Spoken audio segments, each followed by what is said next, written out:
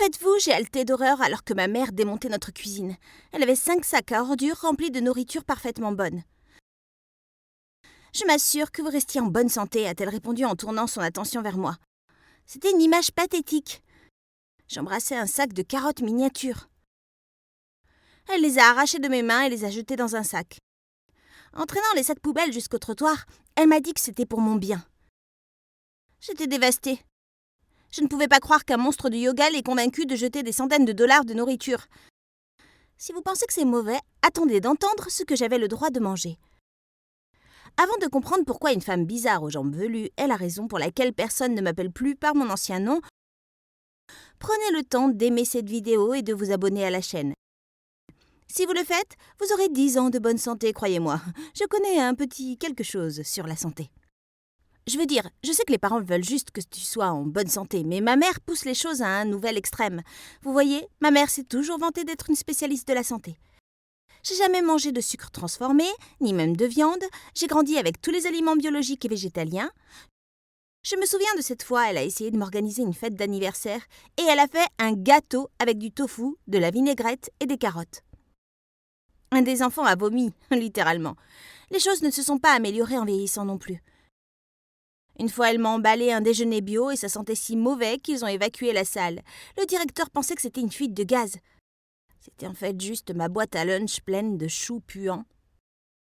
Mais son obsession de fitness n'était pas la seule chose bizarre à son sujet. Vous ne croirez pas les choses folles qu'elle a faites pour rester au courant des dernières tendances. Elle s'est littéralement foutu la honte, ainsi qu'à moi, à la télévision nationale. Je n'ai pas légalement changé mon nom sans raison. Elle a traversé des phases plus vite qu'une collégienne. Un jour, elle était habillée sportive, la suivante, elle ressemblait à une gothique. Une fois, j'avais 6 ans, je suis allée chez un ami pour une soirée pyjama. Et quand je suis revenue, je n'ai pas reconnu ma propre mère. J'ai pleuré parce que je pensais que ma mère m'avait quittée. J'avais l'habitude de penser que sa pire phase était le moment où son ami l'avait convaincue de rejoindre une secte. Elle s'était rasé la tête et avait peint sa peau en vert. Mais mon pauvre, j'avais tort. C'était pas la moitié de ce que je vais vous dire ensuite. Le pire, c'était que la personne derrière ma misère n'était pas une rasée à la peau verte. Cette fois, c'était une femme apparemment inoffensive avec un doux sourire. Donc, je ne l'ai vraiment pas vue venir. Pire encore, je les ai peut-être réunies. J'étais une chanteuse et une actrice en herbe et je me produisais souvent au centre communautaire et au théâtre local. Ma mère l'a rencontrée lors d'une de mes performances et est immédiatement devenue sa meilleure amie. Elle était calme et détendue. J'étais en fait assez soulagée que ma mère rencontre quelqu'un qui était à mon avis normal. J'ai donc encouragé maman à l'inviter à dîner un soir. Oh, comme je me suis maudite pour cette idée, parce que quand son amie est venue, maman a préparé un buffet de salade en utilisant des légumes de son propre jardin. Elle était certaine d'impressionner son amie. Mais son ami Yogi leva le nez et grimaça de dégoût. « Je pensais que tu étais en bonne santé !» ricana-t-elle. Je me suis pratiquement étouffée avec le germe de soja que j'avais mis dans ma bouche. Elle a poursuivi, en énumérant tous les dangers de la nourriture, et expliqué comment le gouvernement peut vous suivre à travers les carottes et qu'il y a des sorts magiques dans les noix. Ma mère a failli mourir d'embarras. J'ai éclaté de rire. Je pensais qu'elle plaisantait au début. Je lui ai demandé si elle ne mangeait pas. Alors que pouvait-elle manger ? Apparemment, elle attendait que quelqu'un lui demande parce qu'elle a sorti une valise pleine de comprimés. Elle a expliqué qu'elle était la PDG d'une entreprise spéciale qui vendait les seules choses sûres à manger sur le marché. Je lui ai dit qu'elle était folle, mais devinez qui a tout acheté ? Oui, ma mère. Sérieusement, je sais que vous êtes amis et tout, mais 1 000 $? J'ai demandé. J'ai dit à ma mère que c'était une arnaque, mais elle était très sûre que c'était la nourriture du futur. En fait, elle est même devenue tellement paranoïaque à propos du suivi du gouvernement qu'elle m'a fait porter un chapeau en papier d'aluminium qui, vous l'avez deviné, lui a été vendu par son ami Yogi. Je pensais que ça allait se terminer au bout de quelques jours, comme ces dernières phases. Mais j'avais tort. Le lendemain soir, quand nous nous sommes assises pour un repas, elle a versé ses stupides comprimés dans mon assiette. Je lui ai demandé de me faire un sandwich et vous auriez pu penser que je venais de la gifler. Elle m'a regardée et a refusé de me donner autre chose. Elle a dit qu'il n'y avait aucun moyen qu'elle puisse me faire un tel mal. En fait, elle a dit qu'elle jetterait toute notre nourriture. Pendant le mois suivant, j'ai vécu des barres granola et de légumes que j'ai volés dans le jardin. J'ai même commandé une de ces boîtes à collation et j'ai caché toutes les frites dans ma chambre. Je bavais littéralement chaque fois que je voyais une publicité pour McDonald's ou Pizza Hut à la télé. Ma mère, cependant, Elle semblait parfaitement contente de manger ces stupides comprimés. Un jour, j'en avais assez et j'ai décidé de prendre un vrai repas. L'un de mes plus gros béguins, Bruce, m'avait invité à sortir avec lui la veille, et je lui ai envoyé un texto pour lui dire que j'étais prête à être prise en charge immédiatement. J'ai fait savoir à ma mère que je sortais et je suis sortie en courant avant qu'elle ne puisse dire quoi que ce soit. J'ai sauté dans sa voiture et lui ai dit que je voulais aller n'importe où. J'étais affamée. Mon téléphone explosait avec des tonnes d'avertissements sur le fait de ne pas manger, d'avoir oublié mon chapeau spécial. C'était tellement saoulant que j'ai éteint mon téléphone. Pour qu'elle ne me gâche pas la soirée. Mais pour être honnête, j'ai réussi à gâcher mon rendez-vous toute seule. Il a continué d'essayer de faire une conversation profonde et de communiquer avec moi. Malheureusement, mon corps avait son propre esprit. Tu vois, chaque fois que c'était à mon tour de parler, mon estomac grognait. J'essayais de bouger dans un signe pour donner l'impression que c'était juste la chaise qui grinçait, mais il est évident que le son venait de moi. J'espérais juste qu'il ne pensait pas que je pétais lors de notre premier rendez-vous. J'étais tellement gênée. Et pour aggraver les choses, il me paraissait gêné. Il allait m'emmener au cinéma, mais quand il a vu à quel point mon estomac grognait, il m'a demandé si je voulais de la vraie nourriture. J'avais jamais hoché la tête si fort de ma vie. Il m'a emmenée dans une pizzeria où tous mes camarades de classe traînaient. En raison de l'obsession de ma mère pour la nourriture saine, je n'avais jamais mangé de pizza auparavant, et je ne pouvais pas être plus excitée. Je veux dire, je ne savais pas si j'étais plus excitée de voir Bruce ou la pizza pour laquelle il m'avait emmenée. Au moment où notre nourriture est sortie, je bavais. J'avais littéralement une flaque d'eau sur mon nouveau top. C'était en fait assez embarrassant quand Bruce m'a demandé si j'avais renversé de l'eau sur ma chemise. Mais ma soirée était sur le point de s'aggraver. Juste au moment où j'allais mordre dans la plus juteuse part de pizza que j'ai jamais vue, quelqu'un l'a fait voler de ma main. J'ai presque pleuré en regardant la pizza tomber sur le sol. Je me suis retournée et j'ai vu que ma mère était là, et elle était furieuse. Je voulais crier. Puis, pour aggraver les choses, elle a commencé à me crier dessus. Elle a continué cette longue diatribe sur le fait que j'étais folle et idiote de manger de la nourriture après avoir entendu parler des sorts et des traqueurs. Elle n'arrêtait pas de me donner le stupide chapeau en métal. Elle me ruinait les cheveux et me faisait ressembler à un robot fou. « Qui est cette folle ?» demanda Bruce. « Je suis sa mère, jeune homme » cria-t-elle en retour. Je voulais ramper sous la table. Et c'est exactement ce que j'ai fait. Ma cachette a été plutôt de courte durée lorsque ma mère m'a traînée hors de la table et m'a ramenée à sa voiture. J'avais le sentiment que je n'allais pas être invitée à un deuxième rendez-vous. Pour être honnête, j'étais plus triste d'avoir laissé la pizza derrière moi. Après cela, maman a renforcé son emprise. Comme je manquais de collation, je devenais de plus en plus affamée de jour en jour. C'était une mauvaise nouvelle pour tout. Vous voyez, si j'ai trop faim, je deviens grincheuse. Je deviens folle et maussade et je me moque de tout. Je voulais juste manger de la vraie nourriture. Ma mère a vu que j'étais bouleversée et a décidé de me surprendre avec la nouvelle que j'avais été rappelée pour une audition qui me passionnait particulièrement. J'étais contente. Mais à ce stade, j'aurais été plus heureuse si j'avais eu une pomme. Ce que je ne ferais pas pour une belle pomme juteuse. À mon grand dégoût, ma mère a même amené sa stupide amie Yogi à regarder dans le public. Ma mère a dit que c'était pour du soutien, mais je pouvais voir que son amie cherchait à vendre ses produits stupides à tous ceux qu'elle rencontrait. Aujourd'hui, ce n'était pas ça, je me suis dit. Aujourd'hui, c'est moi. J'étais excitée, mais quelque chose n'allait pas. J'ai dit à ma mère que je mourrais de faim, mais elle m'a juste donné une nouvelle série de comprimés. Ils avaient l'air un peu différents de ceux que j'avais pris auparavant, mais j'étais trop fatiguée pour même la remettre en question.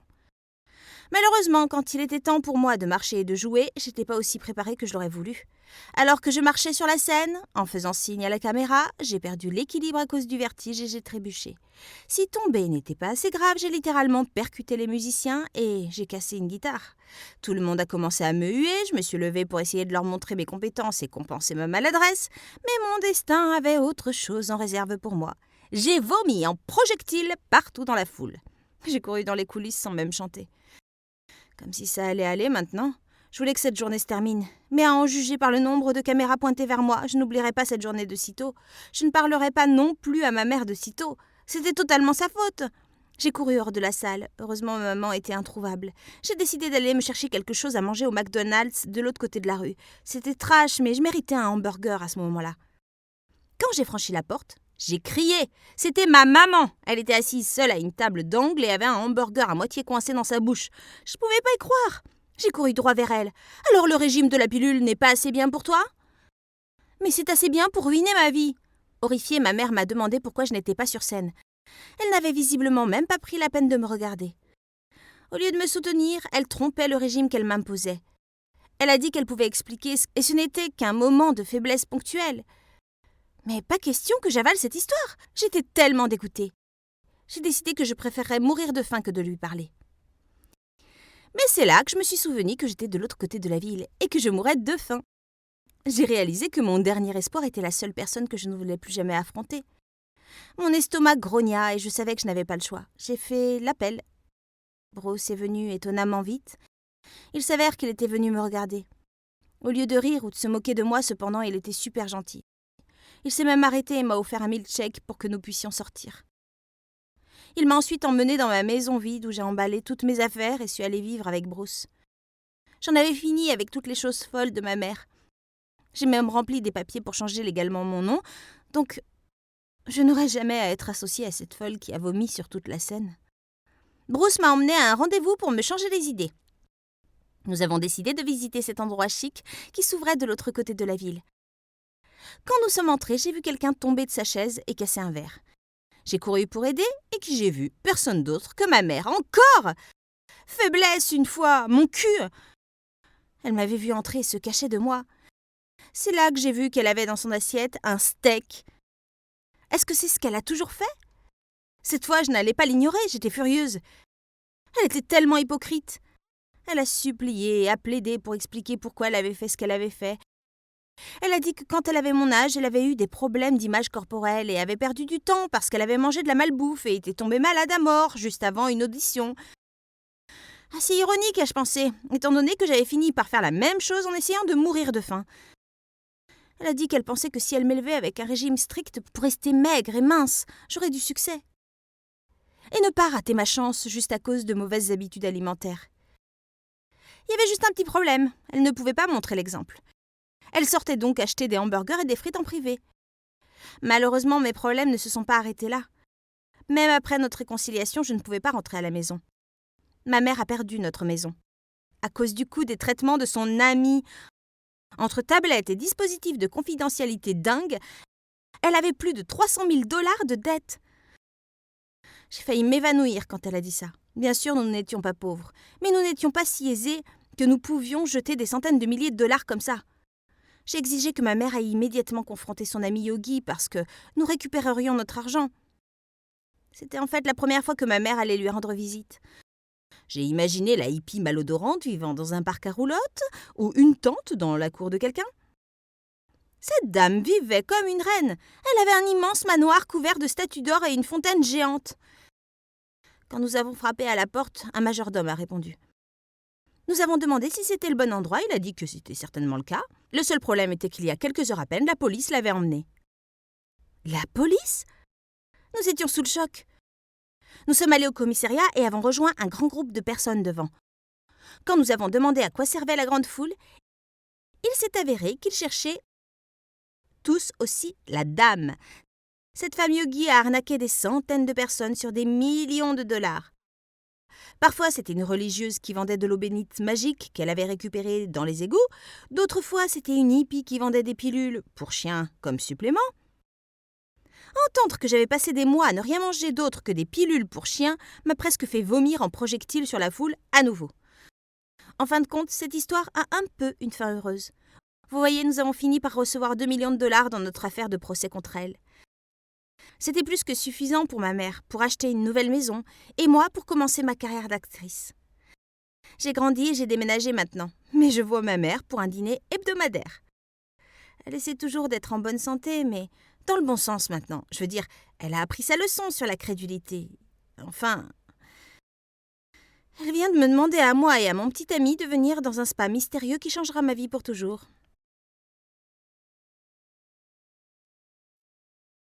Souhaite-moi bonne chance.